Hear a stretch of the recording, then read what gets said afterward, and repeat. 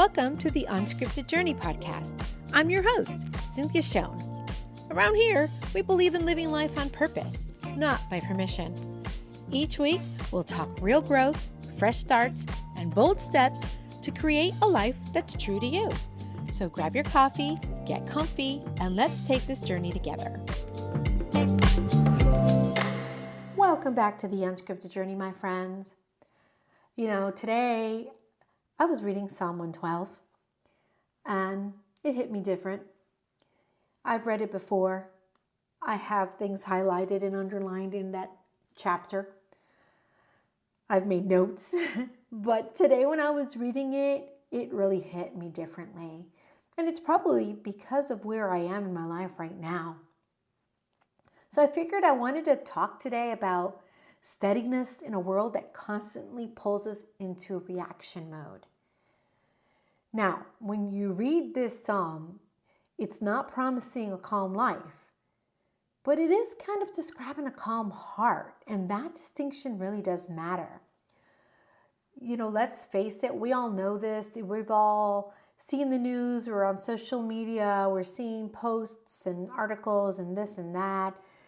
And there's constant comparison, constant news, bad news, might I say, because for some reason, nobody likes to report the good news. And there's constant pressure to respond and to perform and to react. And for my reading time this morning, I want to introduce you to the 5 markers that I found on living a steady life. Right in the psalm, right in your Bible in black and white, or mine actually has teal letters. It's pretty cool. But let's get right into it. All right, marker number 1 is not afraid of bad news. Now, I personally pick and choose my news because I try to protect my peace in my mind. But bad news is unavoidable. Personal, national, global. You get bad news from a doctor. You get bad news from your family. You turn on the TV. It's all over. It's local in your community. There's theft. There's killings. There's so many things that are happening. Really, it's kind of exhausting to constantly listen to all that stuff. But, we don't live sheltered lives. We know there's stuff going on. But Psalm 112 doesn't deny that reality either. And to be honest, this isn't about ignoring reality or pretending things don't hurt or things don't affect us. But it is about having an internal anchor that keeps your heart from spiraling every time uncertainty shows up. Fear isn't eliminated by controlling outcomes. Now, I've talked before on how I kind of have this controlling thing, like I need to control everything, my schedule, what I'm doing, what I'm saying. It's something that I've been working on. Y'all, you know that I'm on a journey. But it's quieted by trust and grounding, because you can acknowledge hard things without letting them rule you. And that says a lot about how you receive and process bad news that comes your way. Marker number 2 is reacting versus being rooted. All right, most of us are trained to react. We react to emails, we react to opinions, we react to crisis, we react to expectations, we react to when other people react. And that is fast and emotional. Reacting is fast and emotional. And I personally, this is something I've been working on. I'm typically a very passionate person, if you know me personally.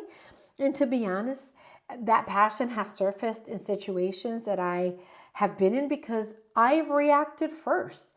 The passion has taken over people, but being rooted is slower and intentional and something for us to strive for.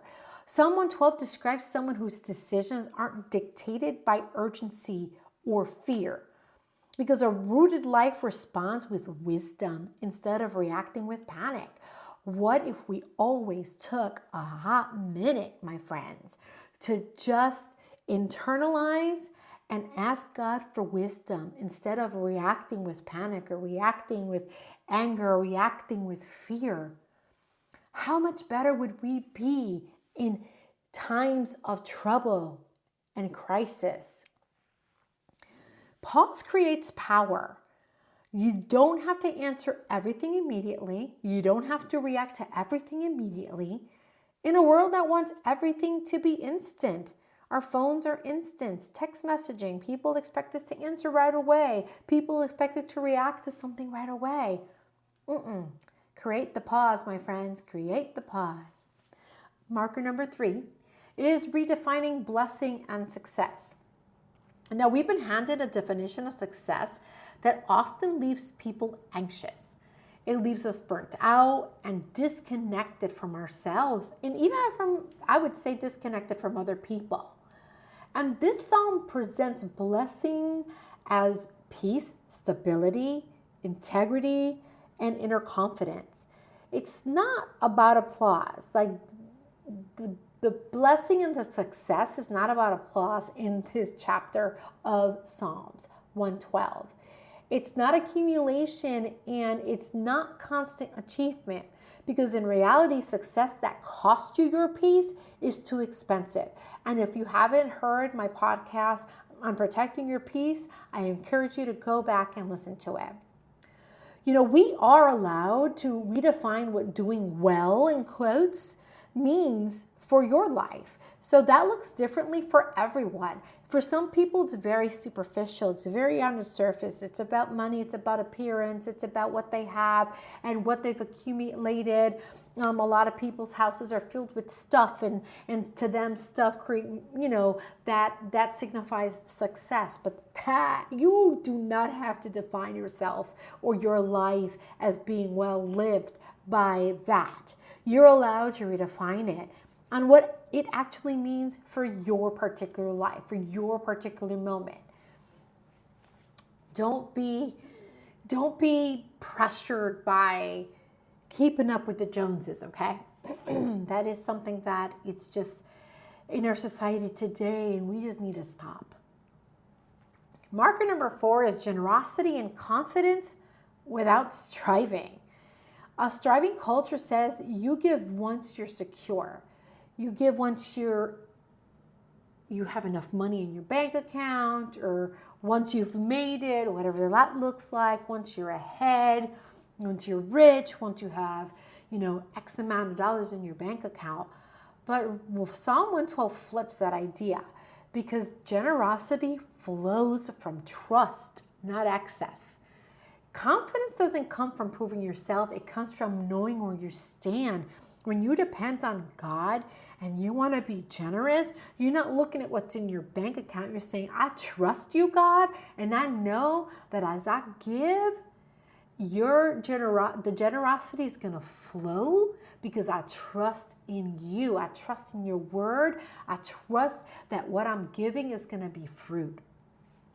And when you're rooted, you don't cling. You don't hang on to stuff. Your hands are open. They're not in a fist holding on to the very little or what you think is a lot that you have.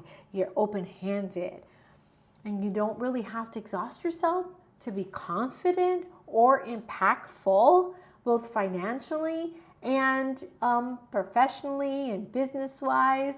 You don't have to be exhausted, because striving is not a biblical thing. We don't need to strive in anything when we are in the Lord. All right, and finally, marker number 5 is a legacy that grows quietly over time. We tend to think that legacy is built in big moments or public wins or doing something quicker than somebody else. We're always like pushing to get ahead and pushing. But Psalm 12 shows legacy as something that develops slowly through daily choices, faithfully doing it. So faithfulness compounds. Being integral, that compounds. Being consistent, that compounds. The most meaningful impact often isn't loud or immediate. It's things that have happened within a certain time period. It's, typically longer. When my dad passed away, I really felt like he left a legacy, but that didn't happen overnight. My dad built his his art for speaking and writing and impacting people over time, 30 plus years doing what he was doing. It didn't happen overnight. And as he went on, he perfected it. And that's for you and me as well, my friend. Take your time to build your legacy, because your most meaningful impact isn't loud or immediate, you know? A lot of times is we're doing it in quiet. We're doing it in our private moments, in our homes when no one is watching. And really, your steady obedience and small choices matter more than you think. Do not discount those small things. Do not discount the small beginnings, because they, in turn, will continue to build on the legacy that you are trying to leave. This psalm isn't asking the readers to do more. When I was reading it, I didn't feel like it was asking me to do more, to give more, to be more. It was inviting me to live differently, more grounded, more intentional, more free from fear-driven living. Wow, that is just so impactful. And as I read and reread the psalm, it just feels like it's impacting my life. I don't want to live in fear, and I want to be intentional with everything I do, with the time I spend with people, with the time I spend with God, with the time I spend building myself up. And I want to leave you with this question. What would change if you built your life around steadiness instead of reaction? Give that a thought. Because a steady life doesn't follow the world's script. Now, we're talking about the unscripted journey here, right? It does choose, however, a better foundation. And when you are grounded, man, the rest of your life flourishes. Even when it doesn't look right, even when there are times of crisis, your foundation is key to everything. So choose to live a steady life today. And don't worry about what's going on. Choose to receive it with confidence, knowing that God's got it every single time. All right, until next time, my friends, we'll see you soon. Thanks so much for listening to the Unscripted Journey podcast. If today's episode lit a spark in you, keep that momentum going with the Unscripted Journey Reflection Journal. It's a guided space to help you tune in, take action, and start living life on your terms. It's available now on Amazon. Just click the link in the episode notes. And don't forget, I've got free resources waiting for you over at cynthiashone.com to support your growth between episodes. Until next time, live free and stay unscripted.